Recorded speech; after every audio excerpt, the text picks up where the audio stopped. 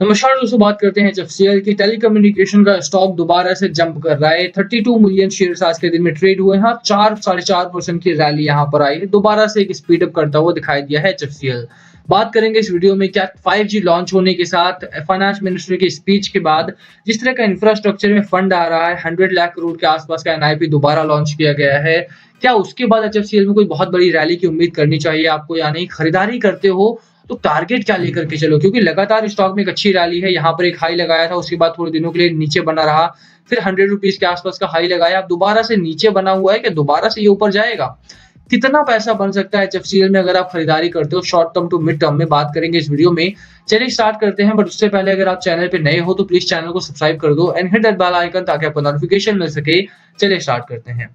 तो बजट को लेकर के बहुत उम्मीदें थी। मोस्ट ऑफ द जो होप्स थे हमारे वो पूरे हुए हैं। मुझे लगता है कि बाजार में इस तरह की ही बजट की उम्मीद थी। बाजार ठीक चला है, ऐसा नहीं है कुछ भी जो ना हुआ हो। और जिसकी बहुत, ये तो एक्सट्रीम नहीं रहा बजट, और एक्सट्रीम बजट में प्रॉब्लम्स रहती हैं। एक्सट्रीम नहीं रहा, दैट्स गुड। अभी के लिए अगर आप बाजार की बात करो, बाजार बढ़िया खुला था। रिटेल इन्वेस्टर और डीआईआई खरीदारी में है, क्योंकि उनको लगता है कि बाजार में जो प्राइसिंग मिल रही है इस समय स्टॉक्स की, वो आगे ना मिले शायद। और ऐसा है भी, क्योंकि जब बहुत ऊपर जाएगा बाजार, डीआईआई सेलिंग करेंगे and they will make the market to fall. But वो अलग सिनेरियो बन जाएगा आपका। अभी के लिए बाजार अच्छे जोन में है, प्राइसेस अच्छे हैं, एटलीस्ट फॉर एचएफसीएल। 5% होल्डिंग जो है वो रिलायंस होल्ड करता है, क्योंकि आने वाला जो टाइम है ना वो टेलीकम्युनिकेशन का है। रीजन बीइंग कि अभी आप मोस्ट ऑफ द कंपनीज जो देखते हो, चाहे वोडाफोन आइडिया हो, जियो हो, एयरटेल हो, रिलायंस हो, या फिर आपके सामने टीटीएमएल हो, या फिर बीएसएनएल, एमटीएनएल हो गया। अगर आप 2 साल पहले की बात करो, ये कंपनी जब ना जो माल उठाती थी वो चाइनीज कंपनी से होता था, चाहे वो हवाई हो या दूसरी कंपनीज हो। अभी के टाइम पे अगर आप बात करो तो इंडिया ने चाइनीज कंपनी को बैन कर दिया है, एटलीस्ट इंडिया में। और हमारे पास एक ऑल्टरनेटिव चाहिए जो आपकी दूसरी कंपनी से, मान लिया फ्रांस की कंपनी से हम माल उठाते हैं या कोरियन कंपनी से माल उठाते हैं, वो थोड़ा कॉस्टली होता है compare to Chinese companies.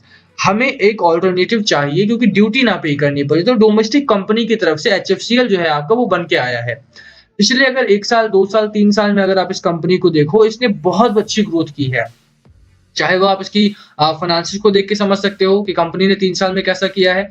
1200 crore के आसपास का इनका था जून 2019 में, और अभी अगर आप देखो तो एक स्टेबिलिटी साफ दिखाई देती है यहाँ पे। तो ऐसा नहीं है, और लास्ट बीच में इनका गिरावट में आया था क्योंकि कोविड का लॉकडाउन वगैरह हुआ था, वो प्रॉब्लम थी। और मार्जिन भी अगर आप बात करो, मार्जिन बहुत गजब का इस कंपनी के पास। नेट प्रॉफिट अगर आप देखो तो 2 करोड़ 3 करोड़ के आसपास का नेट प्रॉफिट था लास्ट ईयर, कोविड की वजह से गिरावट में आया था, बट दोबारा संभला है इन्होंने। अभी जहां तक मेरी राय है, एचएफसीएल देखो, लास्ट टाइम मैंने आपको बताया था कि एचएफसीएल अब एक्सपेंशन में जा रही है। ये लोग अब डोमेस्टिकली तो एक्सपेंड कर ही रहे हैं। गुजरात में इनका नया प्लांट लगा है, हैदराबाद में नया प्लांट लगा रहे हैं, साथ में ये अभी वर्ल्ड वाइड भी अपना पैर फैला रहे हैं। कहीं ना कहीं एचएफसीएल के बाद एक अपॉर्चुनिटी है। सिर्फ इंडिया ही नहीं, अगर आप दूसरी कंट्रीज की भी बात करो, अगर उनको एक कंपल्सन ना हो कि नहीं यार चाइना से ही लेना है, otherwise we won't get it, तो वो एचएफसीएल को प्रेफर करते हैं, इंडियन कंपनीज को प्रेफर करते हैं। अभी तक हमारे पास ऐसी कोई, मैं ये नहीं बोल रहा हूँ कि मोनोपोली है एचएफसीएल के बाद, बट का मार्केट शेयर लगातार बढ़ा है। पिछले 5 सालों में अगर आप देखो तो एचएफसीएल ने बहुत तगड़ा मार्केट शेयर कैप्चर किया है, और उसी के ऊपर बेट करना चाहिए आपको। जिस तरह की ये कंपनी है, जिस तरह का काम ये कंपनी करती है, मुझे लगता है कि यहाँ पर आपको अच्छा खासा मुनाफा बनेगा। हमारे इंडिया में आप देखो कि अगर आपके घर में नेट वगैरह चलता है, इंटरनेट लगा हुआ है, वाईफाई है आपके घर में, तो फाइबर पे चेंज हो रहे हैं, फाइबर ऑप्टिक्स पे चेंज हो रहे हैं अभी सभी चीजें, और एचएफसीएल मेनली उसी में काम करता है।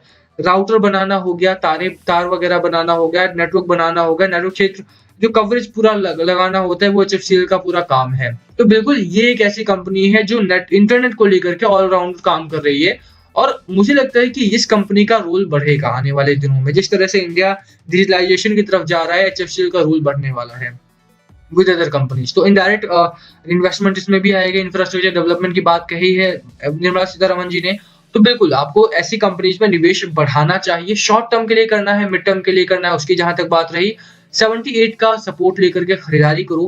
पहला टारगेट इज अराउंड ₹102 का, और may B I would say कि यार 108 रुपए, 109 रुपए का टारगेट लेकर के चलो। कंपनी क्योंकि जबरदस्त काम कर रही है, फरवरी आ चुका है 2022 में, मैं इससे बहुत उम्मीद लगाए बैठा हूं। तो बिल्कुल ये स्टॉक कम से कम आपका एक ऐसा कंपनी है जहां पर आपको बहुत तगड़ा मुनाफा मिलेगा।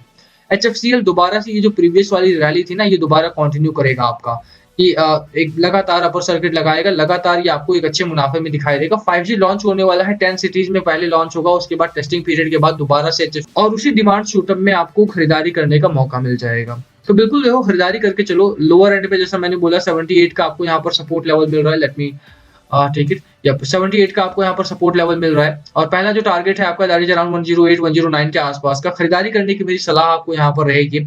आरएसआई आपका 57 58 पॉइंट्स का है। मैकडी आपका न्यूट्रल है इस समय पर, बट दैट डजंट मीन कि आप इसको अवॉइड करो, क्योंकि कंपनी में जिस तरह से मैंने बोला ना आपको कि कंपनी इस समय मोनोपोली वाला काम कर रही है। एक्सपेंशन है कंपनी के पास, कंपनी डोमेस्टिकली एक्सपैंड कर रही है, इंटरनेशनल बाजार में एक्सपैंड कर रही है, एंड हमें चाहिए वो अल्टरनेटिव जो एचएफसीएल प्रोवाइड कर रहा है।